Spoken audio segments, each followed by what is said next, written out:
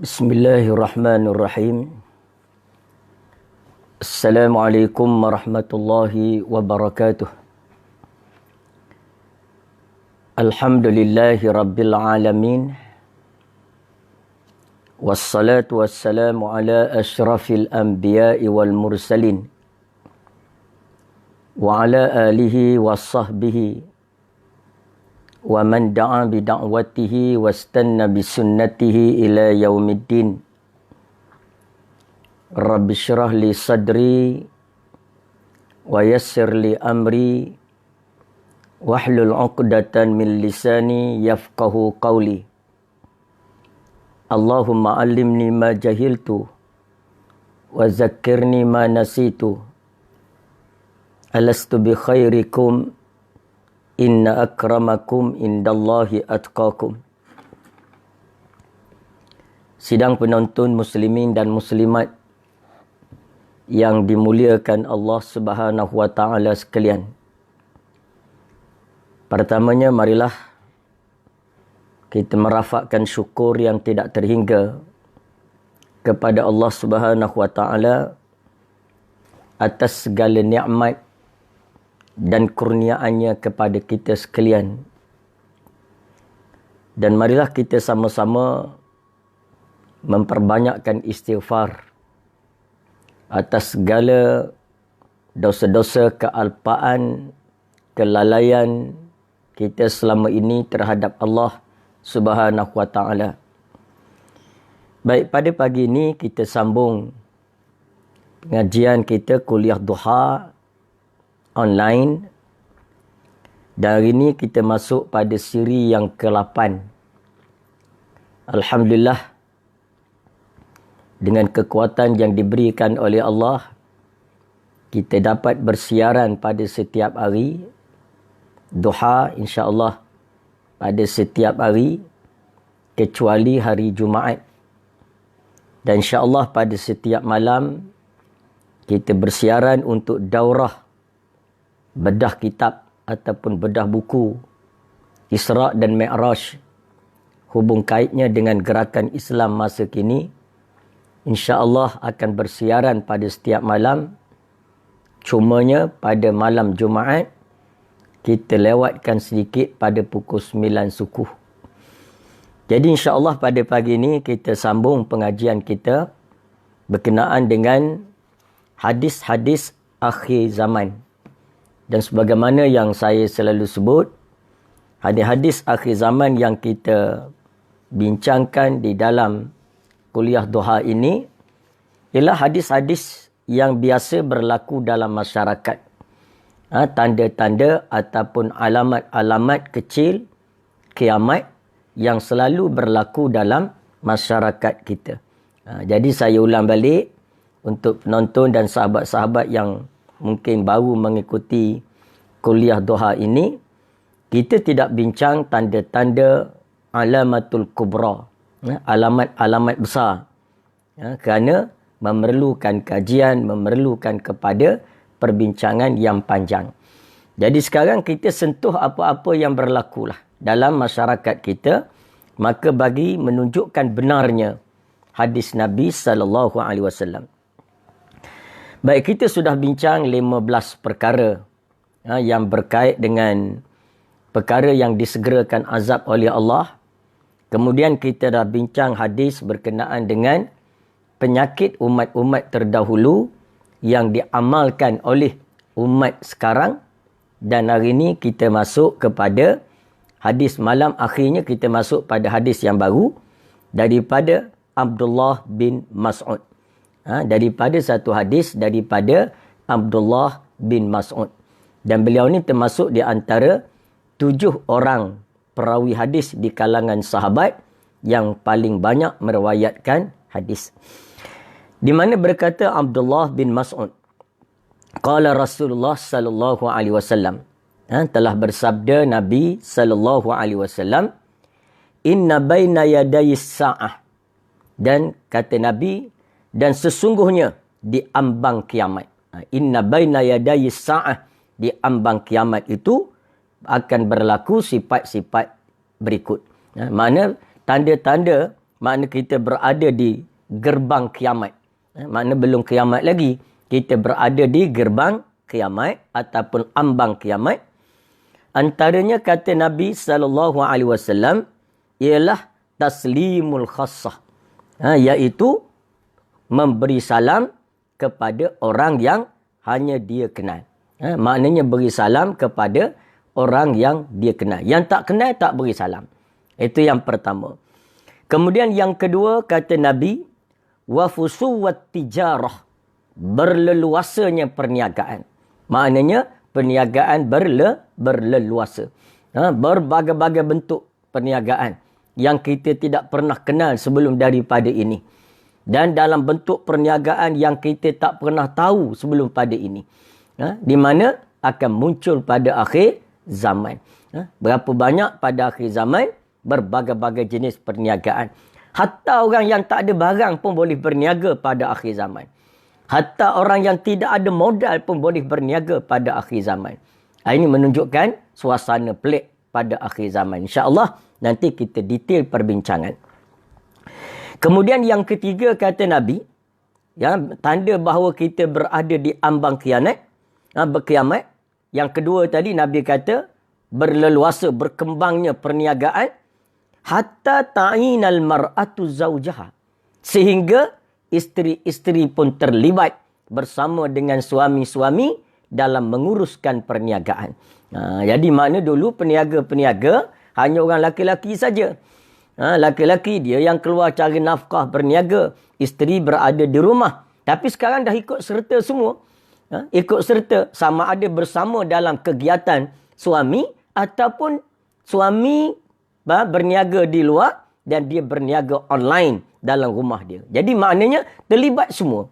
Terlibat untuk berniaga, terlibat untuk mengejar dunia. Jadi makna ini sifat kedua pada akhir zaman. Yang ketiga, waqata'ul arham.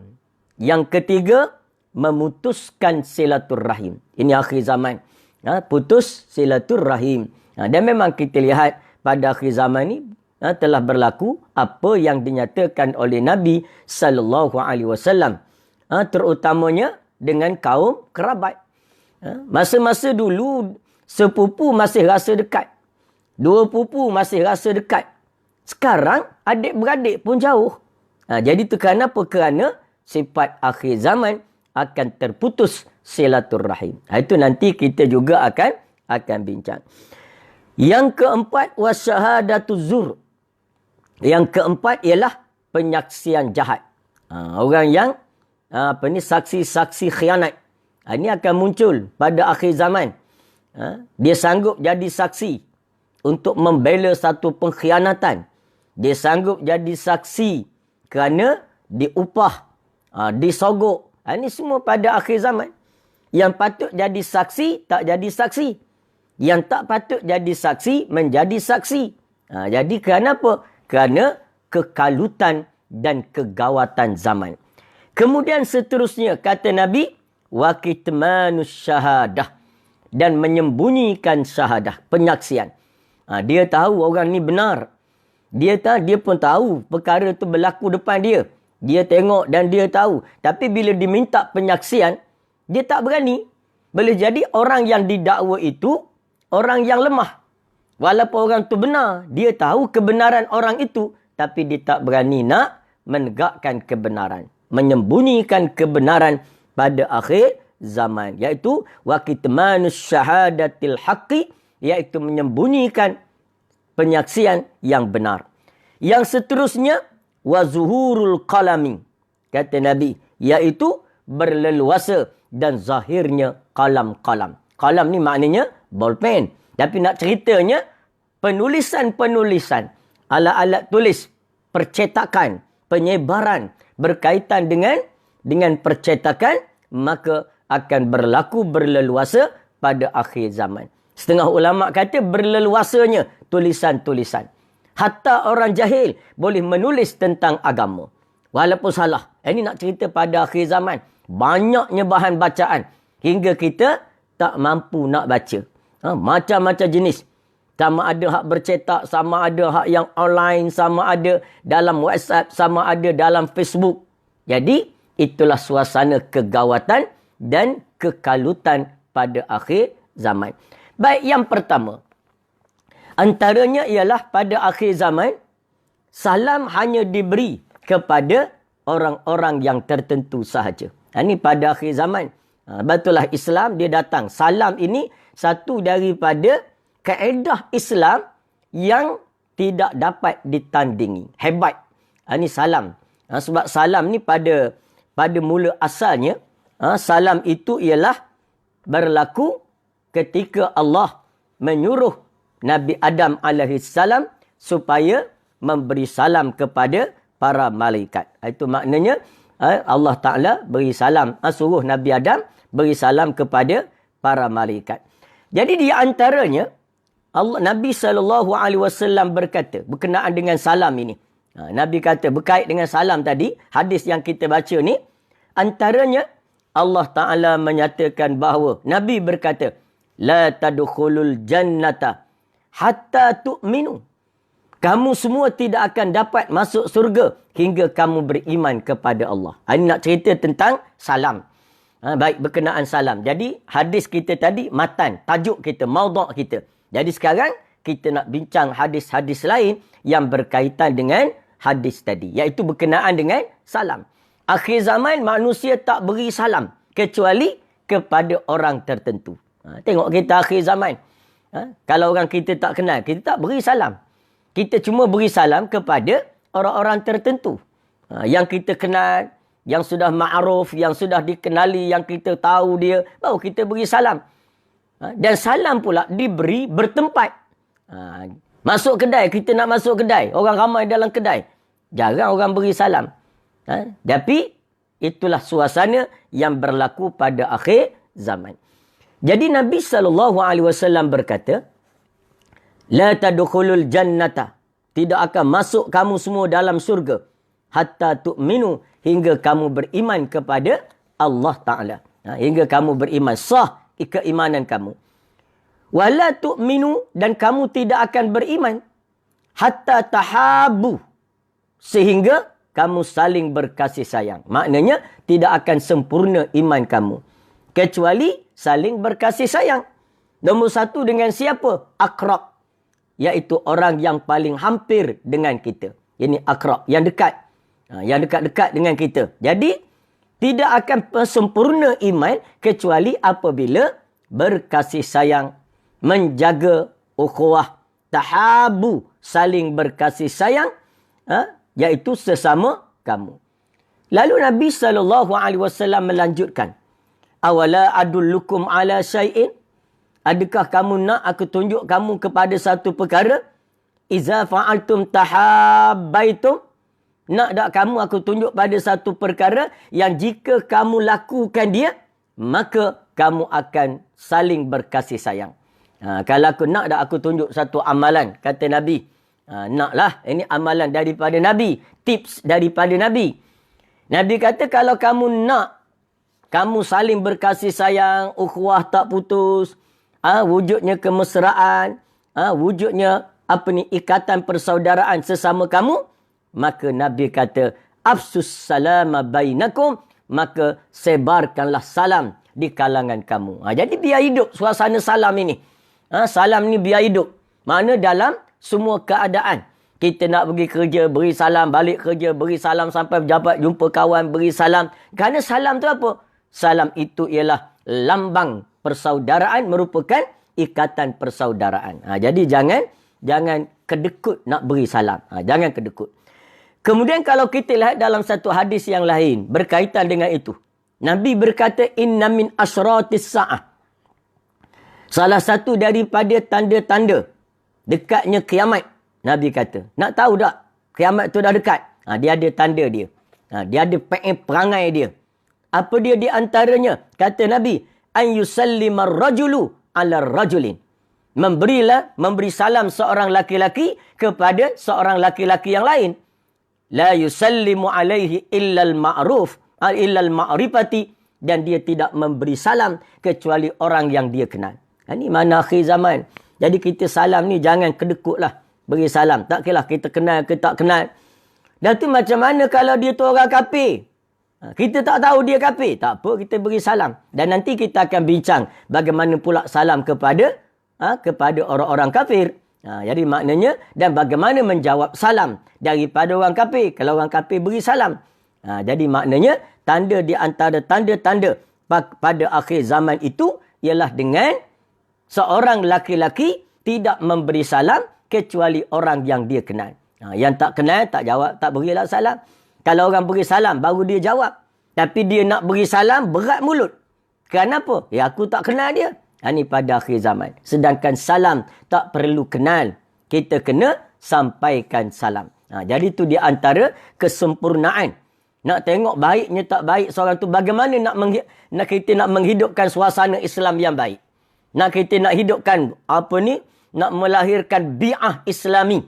Ataupun suasana persekitaran Islam yang baik. Antaranya apa? Antaranya memberi salam. Sebab itu bila ditanya kepada Nabi berkenaan dengan Islam, maka Nabi SAW menjawab. Nak sempurna, nak baiknya Islam itu, kamu nak suburkan Islam dalam kehidupan kamu, antaranya apa? Nabi kata, tuta'imut ta'ama. Kamu beri makan akan makanan. Ini beri makan. Selalu belanja. Ini memesrakan hubungan. Mewujudkan suasana ukhuwah Islamiah. Beri belanja. Belanja orang makan. Tengok kita orang tua-tua kita zaman dulu, tradisi. Kan selalu dipanggil orang datang makan rumah. Makan kat rumah. Ada setengah orang tu setiap hari Jumaat, dia akan berjamu. Dia pergi solat Jumaat, dekat dengan keluar daripada masjid, dia akan pilih. Kerana dia nak jamu ramai-ramai, dia tak ada belanja. Nak jamu ramai-ramai, dia masak tak banyak. Tapi pada hari Jumaat tu dia pilih. Pilih ada 4 orang. Dia kira satu talam dengan dia. Dia yang kelima. Jadi pilih 4 orang. Datang makan. Jom rumah saya sekejap. Lepas pada salat ni. Datang rumah saya. Makan. Jadi makan. Tak buat apa pun tak apa. Makan saja. Minggu depan panggil orang lain pula. Lama-lama habis. Satu masjid tu pernah makan rumah dia. Dan ini di antara satu amalan yang baik. Setalam nak habis berapa sangat. Kalau kita buat satu talam. Jangan makan teruk-teruk. Dan kaedah kita. Kalau nak berjamu orang makan. Ataupun tetamu datang rumah. Sebenarnya tak perlu. Kalau kita ni tidak ada kemampuan, tidak perlu berlebih-lebihan. Beri makan, iaitu tata'amut ta'ama min ta'amikum.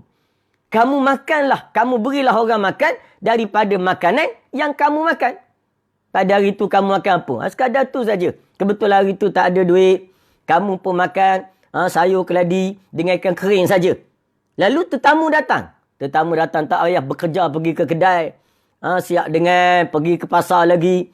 Bersungguhnya. Jadi cukup dengan apa yang ada.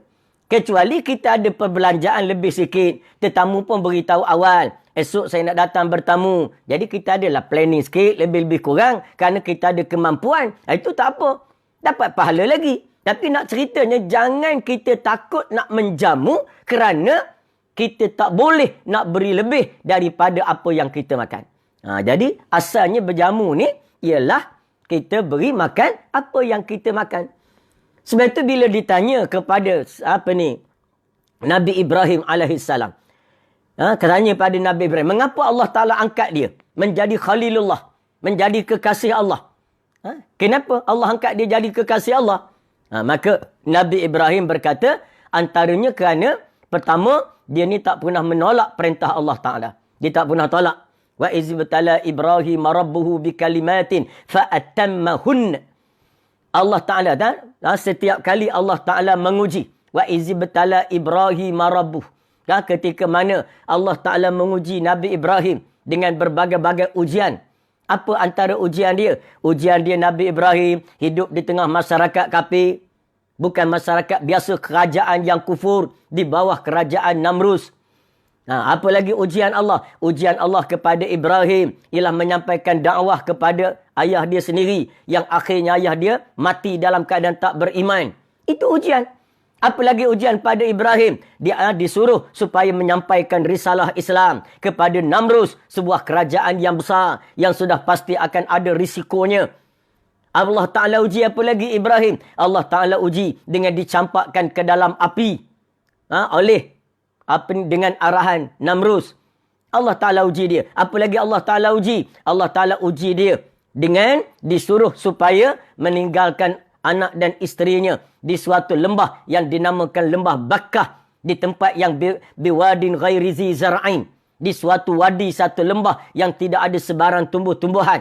Bila tak ada tumbuh-tumbuhan, maknanya tak ada binatang-binatang. Bila tak ada binatang ternak, maknanya tak ada orang. Maknanya di satu lembah yang betul-betul kosong. Allah Ta'ala suruh Nabi Ibrahim tinggalkan isteri dan anaknya. Apalagi ujian Allah kepada Ibrahim, iaitu ujian supaya menyembelih anaknya Ismail alaihissalam. Tapi Allah Ta'ala kata apa? Setiap kali Allah Ta'ala uji Ibrahim, fa'atammahun, dan semuanya ditunaikan oleh Ibrahim. Ini menyebabkan Allah Ta'ala angkat Nabi Ibrahim menjadi Khalilullah, kekasih Allah ataupun teman rapat Allah Subhanahu Wa Ta'ala. Lagi apa lagi? Bila orang tanya Ibrahim, yang menyebabkan kamu diangkat menjadi kekasih Allah? Maka Ibrahim kata, aku tidak akan makan. Sama ada makan siang, iaitu makan tengah hari, ataupun makan malam, kecuali aku akan menunggu ataupun mencari tetamu. Ini Nabi Ibrahim, dia tak makan seorang. Kalau tak ada tetamu, dia akan cari tetamu. Mengikut satu penafsiran para ulama, Nabi Ibrahim akan cari sekitar dalam jarak 1 kilometer keliling dia. Mana keliling dia? 1 kilometer ke selatan, 1 kilometer ke timur, utara, apalagi barat. Tak ada orang. Tak ada orang baru dia makan dengan isteri dia. Tapi kalau ada orang, dia akan cari dulu. Kalau ada, dia makan. Bahkan pernah ketika malaikat datang kepada Ibrahim dengan wajah 2 orang laki-laki yang nak menceritakan, nak sampai pesanan Allah bahawa Ibrahim akan mendapat anak. Tapi dia datang tu wajah manusia, dalam keadaan rupa manusia. Datang jumpa Ibrahim. Ibrahim pun bila tetamu datang, terus dia pergi, kata tetamu duduk sekejap, dia pun pergi ke belakang rumah, menyembelih kambing dan dia memasak, lalu dia menjamu tetamu dia. Ini maknanya menjamu tetamu itu salah satu daripada tanda kesempurnaan iman seseorang kepada Allah. Jadi kena rajin belanja. Kita ni kena rajin belanja. Sekarang tak payahlah. Dulu tadi cerita dia panggil hari Jumaat, datang rumah dia. Ada setengah orang tu dia pergi berjamu kat kedai je. Kat kedai. Kita tengok ada, kita pergi kedai. Contohnya ada orang duduk semeja. 4 orang. Jamu hak semeja tu. Tak boleh nak jamu sebuah kedai. Dan kalau berasa tak banyak duit, sebelum masuk tu tengok dulu. Nak duduk meja mana paling tak ramai orang. Supaya apa? Tapi penting kita nak derma. Kita nak jamu. Kenapa? Setiap menjamu rezeki daripada Allah kepada makhluk dan hamba Allah, kita mendapat pahala yang cukup besar dan akan menyempurnakan Islam yang kita anut. Itu dia Islam. Saling tolong menolong. Bantu-membantu. Khususnya dalam memberi makan. Khusus kita sekarang dalam suasana kekangan, pergerakan, tak boleh nak keluar dalam PKP begini, maka kita beri bantuan makanan kepada orang-orang yang tidak boleh nak mencari makanan yang baik. Jadi mana kita beri makanan. Kemudian wa taqra'us salam. Iaitu kata Nabi, nak tengok Islam tu indah, kamu bacakan salam. Ala man arafta wa ala man lam ta'rif. Iaitu kamu baca, kamu sampaikan salam. Kepada siapa? Orang yang engkau kenal dan orang yang engkau tidak kenal. Ini makna nak menunjukkan bahawa kita salah satu daripada tanda akhir zaman apabila orang umat Islam atau seorang laki-laki Muslim hanya beri salam kepada orang yang dia kenal. Yang dia tak kenal tak beri. Itu tanda kiamat dah dekat. Dan di antara Nabi ajar berikan salam kepada orang-orang yang berikan salam yang kamu kenal atau yang kamu tak kenal. Supaya apa? Supaya kamu mendapat kesempurnaan Islam dalam diri kamu. Itu tanda dia. Jadi kita boleh tengoklah orang gemar beri salam. Baik. Kemudian soalnya di sana bagaimana lafaz salam. Salam ni bagaimana lafaz salam. Tadi saya sebutkan bahawa salam ni asal-asalnya ialah daripada kisah Nabi Ibrahim, Nabi Adam yang dicipta oleh Allah. Dicipta oleh Allah. Dalam satu riwayat daripada Abu Hurairah, Nabi SAW bersabda, dan tuan-tuan boleh lihat dalam hadis Bukhari, nombor hadis yang ke 5759, dan riwayat Muslim, di mana dinyatakan bahawa Nabi SAW bersabda, khalaqa Adam azza wa jalla. Allah Ta'ala telah mencipta Adam ala suratin tulihi situna zira'an. Ni kata Nabi. Allah Ta'ala cipta Nabi Adam atas rupa Nabi Adam tu ialah dengan kejadian atas rupa 60 hasta. Ini besarnya Nabi kita Adam alaihissalam. Dengan besar 60 hasta. Itu tinggilah Nabi Adam ni. Bandingan kita sekarang rata-rata umat Islam, umat Nabi Muhammad adalah umat akhir zaman yang dah kecil-kecil, tak besar dah. Yang dulu Nabi Adam 60 hasta. Besarlah 60 hasta ni. Dan sehingga ada pula orang buat kajian pula. Nabi ada yang kata Nabi Adam tu dikebumikan dengan dilipat 3. Kerana kalau ke bumi panjang gitu, dia panjang sangat. Jadi lipat 3. Itu kita tak payah nak percaya banyaklah. Kenapa? Kerana itu di antara tidak ada nas dan tidak ada laporan atau perkhabaran daripada Nabi dan dalam perkhabaran yang muktabar. Jadi tak payah fikir hal tu. Tak payah fikir. Fikirnya macam mana nak menjadi anak Adam yang baik. Jadi anak Adam yang baik. Jadi tak payah fikir Nabi Adam kubur mana, dia ke bumi lipat berapa. Itu tak payah. Sebab kita sekarang nak benda yang menjadi manfaat. Kita mengkaji dan belajar apa yang disuruh. Yang tak suruh tak payah kaji belajar. Ini makna Nabi Adam dicipta. Cuma dalam hadis ni sahih lah. Nabi Adam dicipta dengan 60 hasta tinggi dia. Kemudian di antara falamma khalaqahu. Apabila Allah Ta'ala dah cipta Adam. Dah siap dah cipta Adam ini. Allah Ta'ala cipta. Qala kata Allah Ta'ala. Izhab. Pergi kamu. Fasallim ala ulaik. Pergi kamu Adam kepada mereka tu. Makna kepada mereka tu siapa? Malaikat. Yang tengah duduk-duduk tengok Adam. Kejadian yang Allah Ta'ala baru buat ni. Mereka dah hidup beribu tahun dah. Puluh ribu tahun. Sekarang Allah Ta'ala cipta makhluk baru. Nama dia Al-Insan. Manusia yang diberi nama Adam. Jadi diberi nama Adamu. Alif. Alif dami Adam. Jangan A. Kalau I damu itu Adam. Maknanya tak ada itu. Tak wujud. Jadi makna sekarang pergilah kamu wahai Adam. Kepada siapa? Kepada mereka itu. Mereka itu. Kemudian, nafarin minal malaikati. Julusi. Pergi kamu kepada mereka, malaikat yang tengah duduk tu. Malaikat yang duduk ramai-ramai tu, kamu pergi kat mereka Adam. Pergi kat mereka. Tujuan apa? Fastami'. Kamu dengar nanti. Ma yuhayyunaka. Bagaimana mereka membalas penghormatan kamu. Jadi kamu macam mana kamu nak kena dengar? Kerana apa? Kerana kamu kena dengar fa innaha tahiyyatuka wa tahiyyu zurriyatika. Kerana apa yang mereka jawab tu nanti itulah yang akan menjadi penghormatan kepadamu wahai Adam dan kepada zuriat kamu. Jadi kamu pergi beri salam kat malaikat, lepas tu kamu dengar apa malaikat jawab. Kamu dengar. Jadi hak yang dia jawab telah kamu kena tiru nanti. Kamu dan anak-anak keturunan kamu. Faqala maka berkatalah Adam kepada malaikat, Assalamualaikum. Maka sejahteralah ke atas kamu. Ini makna salam yang diajar oleh Allah. Dan kita pun kena beri salam. Jadi kena beri salam lah. Itu salam ni satu yang disyariatkan. Dan tu ada orang kata salam sama dengan selamat pagi. Itu kerana dia tak erti. Dia tak belajar, dia tak baca hadis. Mana boleh selamat pagi sama dengan salam. Good morning. Tak boleh. Tak sama dengan salam. Kalau sama dengan salam, bolehlah kita beri salam. Ketika selesai pada salat. Selesai bahasa tahiyat waktu subuh. Kerana ada ramai orang belakang kita. Kita tak kata Assalamualaikum kanan. Assalamualaikum kiri.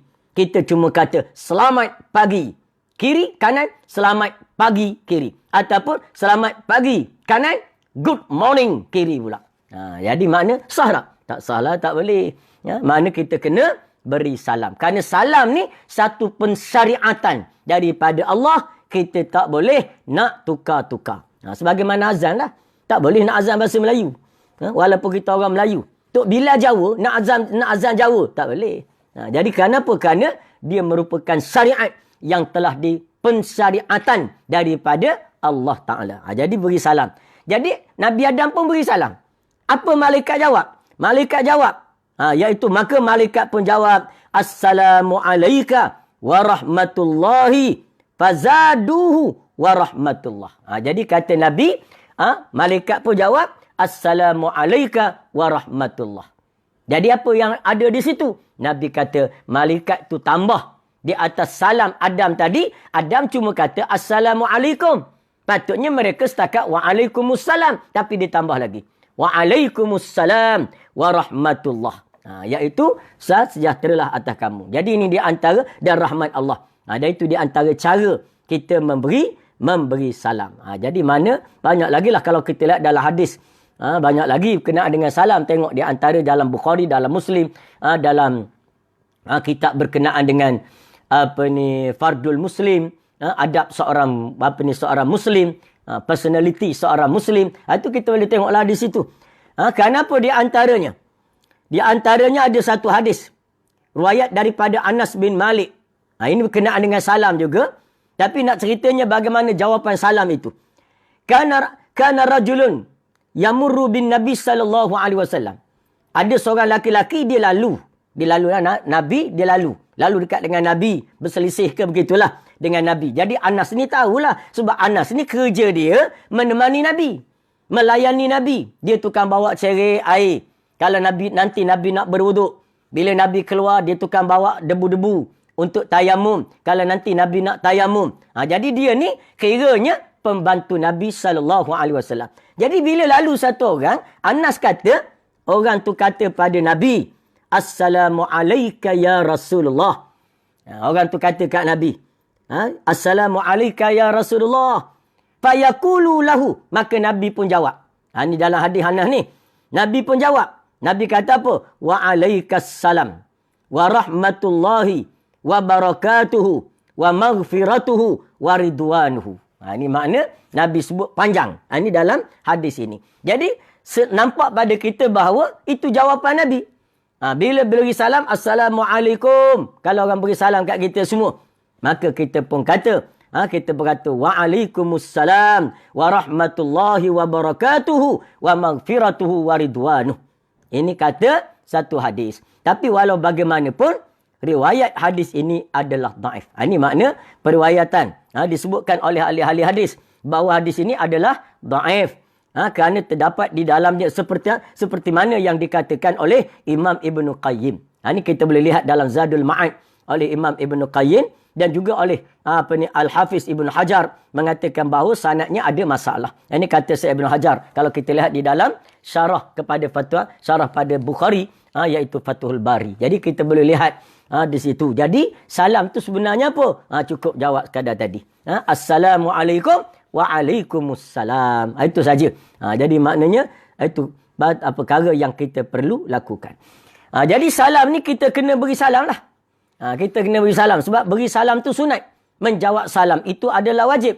Sebagaimana yang kita lihat Nabi SAW berkata dalam satu hadis riwayat daripada Bara' bin Azib rahimahullah radhiyallahu an, dinyatakan bahawa Nabi suruh sahabat. Nabi suruh sahabat. Apa yang Nabi suruh? Antaranya, dia kata Bara' amarana Rasulullah sallallahu alaihi wasallam. Telah menyuruh kami oleh Rasulullah sallallahu alaihi wasallam bisab'ain, dengan 7 perkara. Jadi dia kata Nabi suruh kami dengan 7 perkara. Antaranya apa? Bi'iyadatil marid. Ini makna Nabi suruh kami kalau nak jadi seorang Muslim yang sempurna, seorang Muslim yang baik, seorang Muslim yang sentiasa mengejar amalan-amalan yang mempunyai kelebihan dan fadail, maka Nabi kata kamu lakukan 7 perkara. Ini Nabi ajar. 7 perkara. Yang pertama apa? Bi'iyadatil marid. Ziarah orang sakit. Ini ziarah orang sakit. Kita sekarang ni tak berapa nak ziarah dah orang sakit. Ini kena ziarah. Kena dengar khabar. Bila kita ada masa, ziarah orang sakit. Jadi tahu dia sakit, pergi ziarah. Sekarang ni para misionaris Kristian yang biasanya pergi ziarah, melawat orang sakit di hospital, beri makan. Mula-mula dia beri senyap dulu. Beri saja sumbangan. Kami daripada badan sekian. Daripada Rotary Club. Daripada Lion Club. Daripada Big and Bird Club. Macam-macam lah. Kelab-kelab Yahudi ni. Lalu mereka pun datang. Kelab-kelab Kristian ni. Mereka datang. Mula-mula beri dulu. Kita pun kenal dah dia. Mesra dengan dia. Dia pun senyum. Kita senyum. Dia senyum. Kita senyum. Lama-lama dia duduk sekejap. Dulu dia tak duduk. Sekali duduk tepi katil. Orang sakit. Dia tanya khabar dulu. Lama-lama akan masuk da'ayah Kristian. Kerana mereka pandai tackle, iaitu melawat orang-orang sakit. Jadi kita ni kena lawat orang sakit ni. Nabi lawat sakit berapa ramai yang orang sakit yang Islam di tangan Nabi. Ketika Nabi melawat mereka, maka kita ambil peluang. Ketika mana? Ketika orang itu sakit. Jadi ziarah orang sakit. Dia cuma ada 2 orang saja ulama-ulama berkata yang dia ni kalau boleh jangan ziarah orang sakit ketika orang tu tengah tenat sakit. Maknanya dia kena tunggu, kena tanya khabar dululah pada orang lain. Kamu pergi dah ziarah bulan bin bulan, ataupun kamu pergi ziarah dah haji tu, orang kata ziarah dah, macam mana keadaan dia? Keadaan dia nampak pulih dah sikit. 2-3 hari baru ni teruk, tapi hari ni okey. Maka bila dah kata okey, baru 2 orang ni boleh pergi ziarah. Ini mana nak tunjuk bagaimana seninya Islam. Dalam berziarah pun ada seni dia. Islam. Mana? Yang pertama ialah orang yang kerjanya full time memandikan mayat. Ini orang kerja full time. Dia tak ada kerja lain. Dia cuma kerja dia mandi jenazah. Kerja dia mandi jenazah. Bila ada orang mati, mandi jenazah, panggil dia lah. Dan bahkan mungkin lekat nama dah dia. Orang panggil dia apa? Orang panggil dia Pak Long Mayat. Boleh dia begitu. Contohnya lah. Lalu orang ni, dia jangan pergi ziarah ketika orang sakit sedang tenat sakit. Tiba-tiba orang tengah tenat sakit. Darah tinggi. Darah tinggi dia. Dia pun datang ziarah. Assalamualaikum. Waalaikumsalam. Hak sakit pun tanya anak dia. Siapa datang tu? Kata dia anak dia tu lah. Pak Long Mayat tu lah ayah. Sebut tu darah naik terus. Daripada 180 jadi 240. Jadi sebab tu dia kalau boleh jangan ziarah lagi. Duduk petang datang pula seorang lagi. Nama dia Pak De. Pak De kubur orang panggil. Kerja dia menggali kubur. Tak ada dah kerja lain. Mana itulah bila ada orang mati, gali kubur, cari dia lah. Dan dia pula ada tim dia. Tapi dia itulah ketuanya. Namanya Pak De kubur. Tiba-tiba datang ziarah. Tanya pula, siapa datang? Anak dia kata, itulah Pak Long hak gali kubur tu. Daripada 240, tiba-tiba mati terus petang tu. Jadi maknanya, syarak dia nak suruh kita jaga. Sebab tujuan ziarah orang sakit, kita nak hiburkan dia. Bukan nak menyakitkan dia. Bukan nak menyusahkan dia. Sebab tu tak boleh kalau kita ziarah orang sakit, kita duduk dekat dengan dia. Kita berkata, ni nampaknya, semalam nampak okey sikit. Hari ni teruk lagi ni. Itu tak boleh. Itu orang panggil orang tak reti bahasa tu. Ziarah orang sakit, ketujuan nak menghiburkan dia. Hiburkan dia. Betullah sunat bawa buah-buahan. Makanan-makanan yang menggemarkan dia. Yang tak bahayakan dia. Jangan tahu dia kencing mana. Kita bawa bubur pula. Itu bubur manis. Itu tak boleh. Jadi maknanya kita hiburkan dia. Mana orang. Lepas tu ziarah orang sakit, jangan duduk lama. Jangan duduk lama. Ziarah sakit ni sekejap-sekejap. Esok pergi pula. Ziarah mana? 5 minit. Paling lama 10 minit lah. Balik. Kenapa? Kerana orang sakit ni ada urusan dia pula. Dia nak mandi. Dia nak tanggal baju. Dia nak selak kain.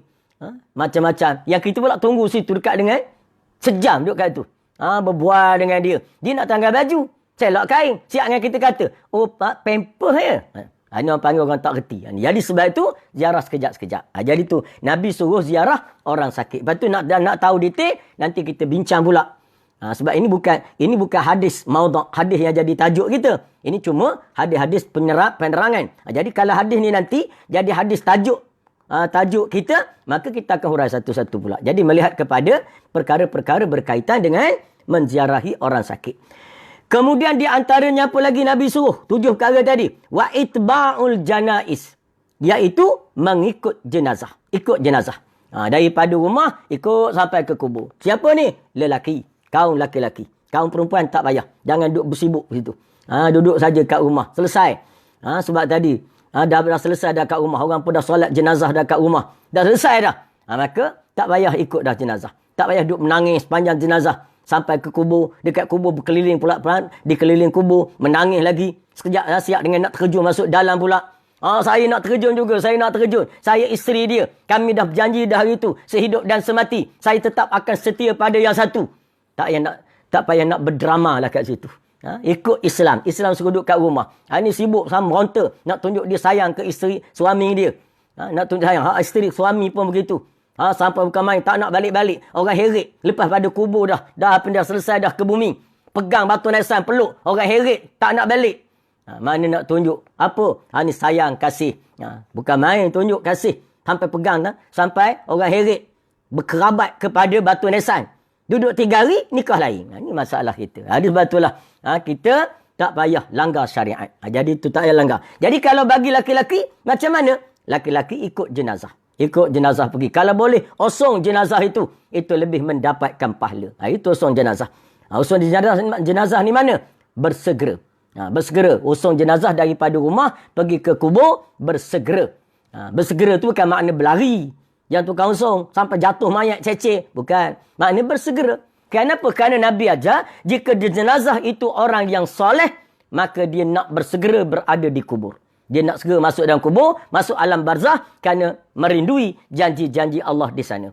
Dan kalau kebetulan orang yang kita pikul jenazah tu, atas bahu kita tu kita pikul orang yang jahat, maka segera hantar ke kubur. Jangan biarkan berlama-lama orang yang jahat di atas bahumu. Ini makna kan hikmah Islam suruh kita. Jadi kita ni tak payah berlambat-lambat dan tak payah berlaju sangat. Jadi itu di antara cara mengosong jenazah. Kalau tak boleh kita nak osong, dah yang tukang osong tu semua anak-anak dia.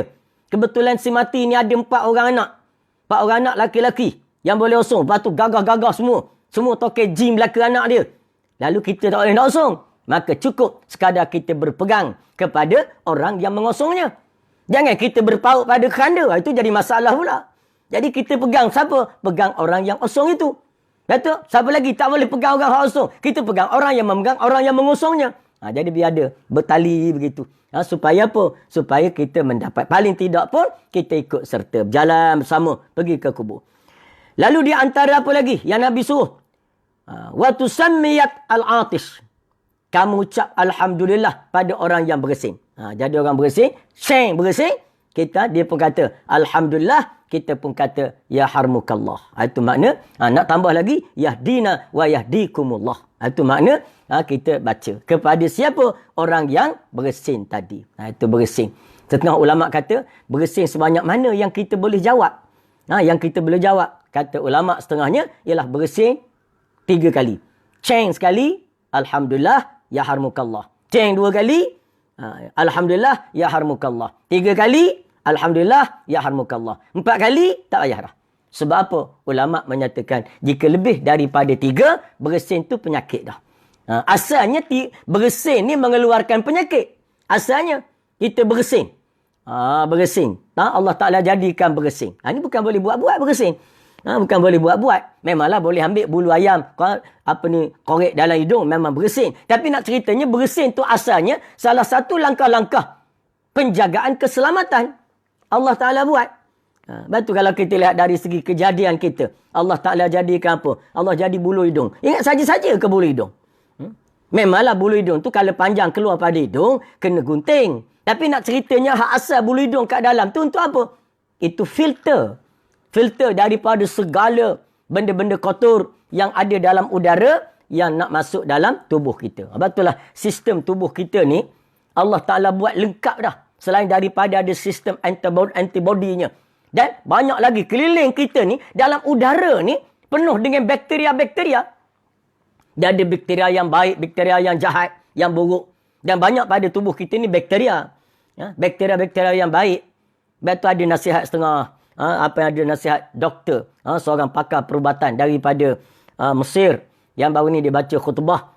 Dia nasihat kepada kita. Dia kata COVID-19 ni kita nak mengelak daripada jangkitan dia cukup dengan kita basuh dengan air tangan kita. Basuh dengan air. Macam kita beruduk tu lah. Betul lah kita untuk orang Islam kita beruduk 5 kali. Seboleh-bolehnya beruduk setiap masa. Batal wuduk. Jadi kata cukup dengan air ataupun kalau nak tambah sikit sabun. Dengan sabun. Mana untuk menghilangkan bakteria tadi, menghilangkan virus tadi. Jadi dia kata dia tak galak untuk guna Dettol, untuk guna alkohol dan sebagainya. Kerana dia kata apa? Dia kata bila guna alkohol dan Dettol, maka tangan kita bersih. Tapi dia turut membunuh bakteria-bakteria yang baik. Mana virus corona tu mungkin matilah, bunuhlah. Tapi dalam masa yang sama, bakteria-bakteria yang baik itu juga akan mati. Sedangkan dia nak jaga kita ni. Dia adalah satu pasukan, satu bala tentera besar yang Allah Ta'ala buat untuk menjaga kita. Macam contoh dalam tubuh kita. Tubuh kita banyak bakteria. Dan bakteria itulah di antara juga yang menyelamatkan kita. Bakteria-bakteria selamat. Lepas tu bila kita buang najis, bila kita buang, dalam najis kita tu, kata para saintis Islam lah, doktor, 70% daripadanya adalah bakteria. Bakteria baik tadi, yang menghadamkan makanan tu. Ya, yang dia jaga. 70%.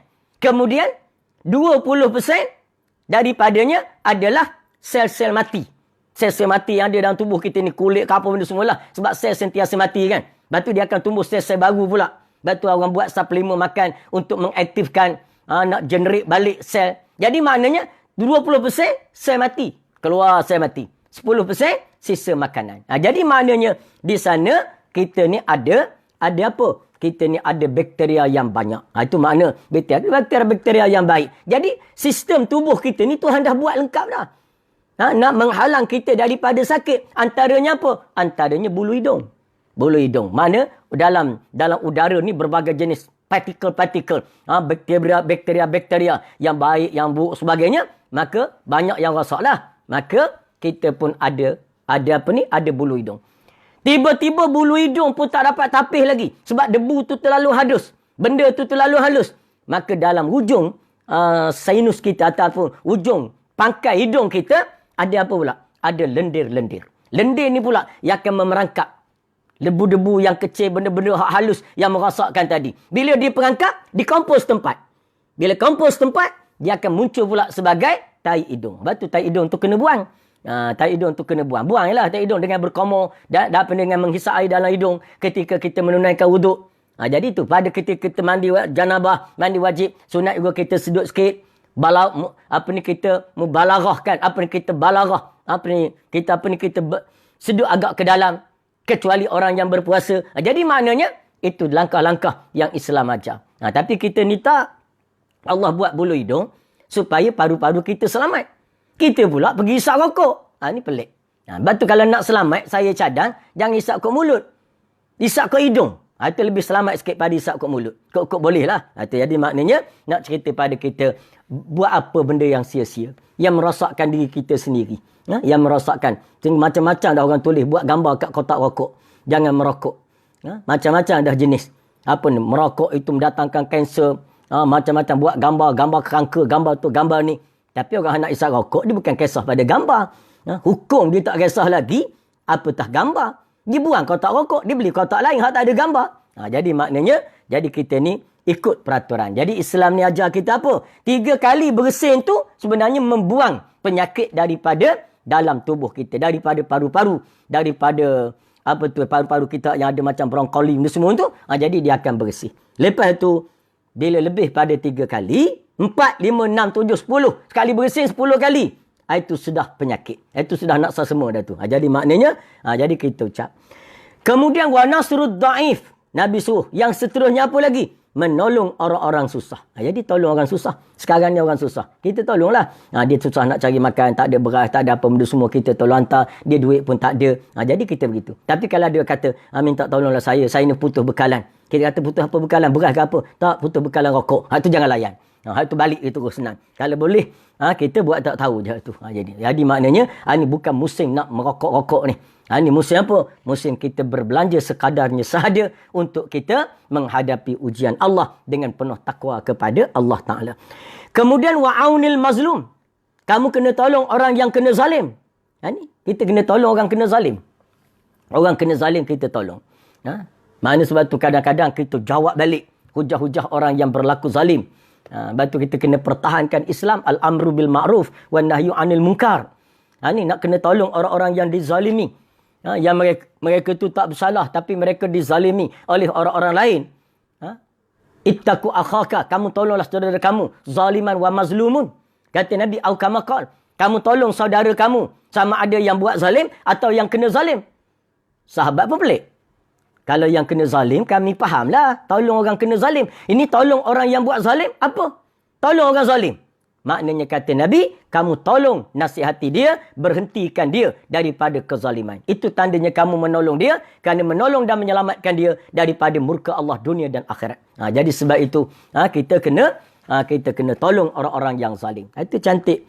kita buat khidmat masyarakat, kita buat ada pejabat khidmat masyarakat, tolong. Kadang-kadang orang kampung ni, kadang-kadang dia nak berurus dengan kerajaan peringkat atasan, dia tak tahu. Nak pergi ke pejabat pun dia tak tahu cara mana berurusan dengan pejabat. Nak pula pejabat tu banyak pula kerenah birokrasinya. Sekali pergi meja ni tak selesai, borang kena isi balik, pergi meja sana pula. Dia kata tak boleh, kena naik tingkat atas, minta kebenaran tingkat atas. Macam-macam orang buli. Jadi, kita tolong. Tolong senangkan urusan orang. Orang akan tenang, senangkan urusan kita. Jadi, tolong buat baik. Kita buat baik, tolong orang sekadar yang kita mampu. Kemudian, wa ifsa'us salam. Ini yang akhir sekali. Iaitu dengan menyebarkan salam. Yang menyebarkan salam. Ini syahid kita. Mana fokus kita. Iaitu Nabi nak cerita, buatlah antaranya, sebarkan salam. Jumpa orang tu, beri salam. Jumpa orang beri salam dengan manis muka. Dan salam ini dia sebagai pembuka kemesraan. Orang yang kadang-kadang kita tak kenal mengenal. Dengan kita beri salam, mesra lepas dia tu. Kita jumpa dia, Assalamualaikum Haji. Dia pun, Waalaikumsalam. Dia membuka kata. Dan lepas tu, akan muncul pula perkara kedua. Duk mana Haji? Kan? Dia akan gitu. Akhir sekali berkenalan, bermesra dan sebagainya. Jadi, tapi kalau senyap semua, salam pun tak beri, maka itu tidak akan mengetuk pintu-pintu persaudaraan. Jadi kemudian Nabi kata daripada 7 tadi, itu baru 6. Nabi kata, wa abrarul qasami. Dan kamu kena menunaikan sumpah. Bila kamu sumpah, kamu kena tunai. Kamu kena tunaikan sumpah. Mana sumpah? Wallahi, wabillahi, watallahi. Yang lain pada tu, sumpah yang tak wajib ditunaikan. Sebab itu tidak dinamakan sumpah. Wallahi, wabillahi, watallahi pun ada lagi dipanggil sumpah yang lara, yang tak menepati. Wallahi, walaupun sudah menggunakan huruf-huruf al-huruful qasami, huruf-huruf sumpah, waw, ba dan ta. Tapi ada lagi lara. Ada lagi yang mengilghakan, yang melarakan ataupun yang membatalkan sumpah itu. Itu nanti kita akan bincang lagi. Jadi insya-Allah itulah dia hadis kita pada pagi ini. Yang pertama, Nabi kata pada akhir zaman, yang mana kamu akan memberi salam hanya pada orang yang kamu kenali. Jadi insya-Allah esok kita sambung lagi sikit berkenaan dengan salam, kerana kita sebut bahawa biasanya kita akan bersiaran tak lebih daripada 45 minit begitulah. Sekarang dah lebih 45 minit. Jadi kita akan sambung esok berkenaan dengan salam yang berkait lagi dengan apa? Bagaimana kita nak beri salam, nak menjawab salam orang-orang kafir. Ini ada 3 pandangan ulama. Lepas tu macam mana kita nak beri salam kepada orang ramai. Ada perempuan, ada kepada perempuan. Macam mana pula? Bagaimana kita hukum kita beri salam pada perempuan muda yang ajnabi, perempuan muda yang ajnabi, anak dara lah contohnya. Lepas tu macam mana pula menjawab salam daripada perempuan muda? Apa hukum dia pula? Jadi ada tu. Kemudian kepada wanita tua macam mana? Dan bagaimana tempat-tempat yang makruh kita memberi salam. Walaupun salam tu nampak benda simple, tapi kalau kita tak belajar, kita tak kaji dan kita tak bincang, maka mungkin kita tak ingat, kita lupa dan sebagainya. Jadi saya rasa sekadar itulah untuk pada pagi ini kuliah duha kita siri yang ke-8. InsyaAllah kita sambung esok. Jadi saya rasa saya tak pula lah buat iklan. Saya pun kadang-kadang sebenarnya segan juga sebenarnya nak hantar poster esok ada kuliah, malam ada kuliah kepada tuan-tuan walaupun yang saya kenal. Sebab kadang-kadang tu kita rasa macam ni. Kita rasa macam kita promote diri kita pula. Sebenarnya kita nak promote program itu. Tapi kadang-kadang tu segan. Jadi tuan-tuan yang dah tahu tu, kalau tak terima mesej saya pun, kira-kira masuklah pukul 9.30 pagi dan pukul 9 malam. Jadi insya-Allah ada apa-apa yang kita bermanfaat untuk kita bincangkan. Wallahu alam. Aqulu qouli hadza wa astaghfirullahal azim li wa lakum. Wassalamualaikum warahmatullahi wabarakatuh.